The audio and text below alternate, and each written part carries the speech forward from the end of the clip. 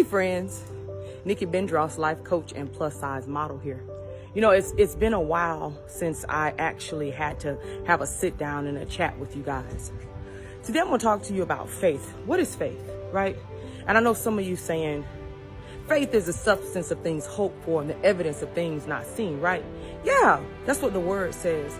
But when it comes to everyday trials and tribulations in your life, do you really know what faith is? Do you really know how to apply faith to every situation in your life? Do you really understand? Can you really understand what faith is? Now, y'all gonna hear some outside noises because I'm outside of my yard. Y'all may hear dogs, you may hear kids, what have you. I live in an active neighborhood. But you know, faith is, it's an acting, right? Faith without works is dead. I know that's that scripture. And we just recently went through something, right? Where I was telling the Lord, you said in your word you would provide for us. You said in your word I wouldn't have to worry about any bills. You said. But I honestly didn't understand faith until he broke it down. He broke it down to me. He said to me, you had faith enough to get up to go and find a job, to go keep pursuing. You had faith enough, because in my brain, I didn't see it as faith. I saw it as that hustling mentality. I saw it as I got to get in survival mode, that resumes are going out. I saw it as me being proactive. My husband, myself, we were very proactive. We're doing everything that we know how to get gainful employment. My brain would not let me rest until things begin to line up. So as I'm, getting ready for the day, that's why I ain't all made up right now. I'm getting ready for the day, and the Lord spoke to me and he said, what do you think you've displayed? He said, you didn't give up. You went on interview after interview, countless interview, but you still had faith that everything was going to be met. He said, what do you think faith is? He said, granted, you might land in a place where you have to work for it. But again, it goes back to faith without works is dead. You could have all the faith in the world that the Lord is going to give it to you. And then when he drops it down in your lap, so to speak, I'm loosely using that term, drop it down in your lap. But that don't mean you're not going to have to work for it. And I was like, well, I see so many people who don't have to work for nothing. They got everything all later. He said, we're not talking about them right now. I'm talking about you. I'm talking about you and the faith, the level of faith that you have, and the level of, what is that word? Drive that you have, that your family is the driving force while you are constantly grinding and your brain is always trying to think of things, think of ways to better be a blessing to your family. I did not quite understand that word faith. And he said, you never gave up. He said, even in the midst, let me tell y'all something, even in the midst of where that landlord gonna come put the eviction notice on your door, don't give up. Even in the midst of it, even in the midst of when them lights get turned out, even in the midst when that water get turned out, do not give up. Do not give up hope. Do not give up on faith. Do not give up on the Lord. I promise you, he will turn those no's into yes. He will turn that negative into a positive. The word does say all things work together for the good of them that love the Lord and are called according to his purpose.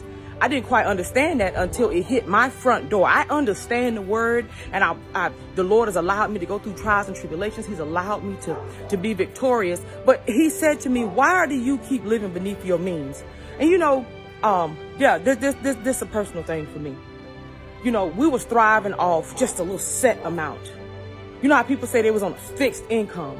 And the Lord said, why are you on a fixed income when I promised you abundance? Why are you we grinding, we making the metrics, we doing everything. But he said, why are you just looking at this certain amount a month, but you can't go beyond that? And I said, well, Lord, I want to lose some weight. He said, well, how you going to lose it if you just sitting here and you working around the house and you working willy-nilly? And I was like, whoa, when you ask the Lord for something, you need to be prepared for the answer. You got to be prepared for when he come back. His rebuttal is something else. See, we could be like, you know what? You ain't doing this. Your word says that and this and that. And then when he comes back with his rebuttal, he said, are you done? Now it's my turn. And by the time he got done with me, I got my clothes on, I got out here and I did exactly what he said. Now you speak to my people. Because I said to the Lord, I feel like I am not fulfilling my purpose. I feel like this is hard. I feel like what you called me to do, I'm not doing it. I'm not up here feeding your sheep.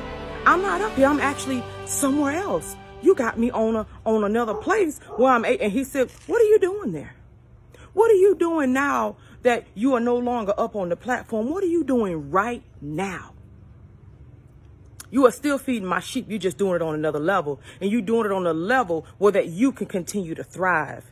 When he pulls you out of your comfort zone, because believe it or not, this had become my comfort zone. And my sweetheart, he had to keep me calm and level-headed. Because in my brain, I saw instability, but he all the time stayed the stabilizing person. My brain said, if this isn't covered, but see, that's why you have to be evenly yoked, where you feel like things are all is lost and this and that, but you got a head or a covering that says it's going to be okay. You got you somebody who's going to follow after the Most High, who's going to put him first. I tell y'all, in my brain, excuse me, y'all, I didn't mean to burp, but in my brain said to me, oh my God, what are we going to do? Oh my God. In the whole while, the man stayed stable. He stayed calm. He stayed cool and collected. I promise y'all, some things that we were supposed to receive, we didn't receive it. I said, ooh, wait, how you do that? Well, you showed out. He said, remember Shadrach, Meshach, and Abednego. Remember them. They went into the fiery furnace because they refused to do what the enemy told them to do. They refused to bow. So I refuse to bow to anything that will separate me from the Most High, anything that will make me represent him in the wrong way. I'm an ambassador of the Most High, and I will continue to conduct myself accordingly. But I am so grateful that the Lord had that talk with me. And I was like, you know what? Let me get on here and have a talk with my friends. Y'all my followers, but you're also my friends. Faith without works is dead. Yes. But when the Lord placed something in your life that you've asked for, you need to be prepared for the answer, and you need to get your hind parts in gear to receive. That's what I did. I had to open my hand to receive because my hand stayed closed because I was so worried about everything else. Oh, the platform. No. He lives within me. Not on the platform, not on the radio station, not anywhere else. He lives in me. Greater is he that lives within me than he that lives in this old world.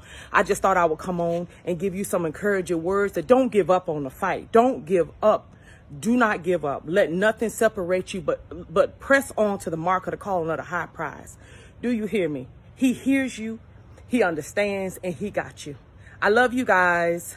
The struggle is real, but the journey is worth it. Keep shining.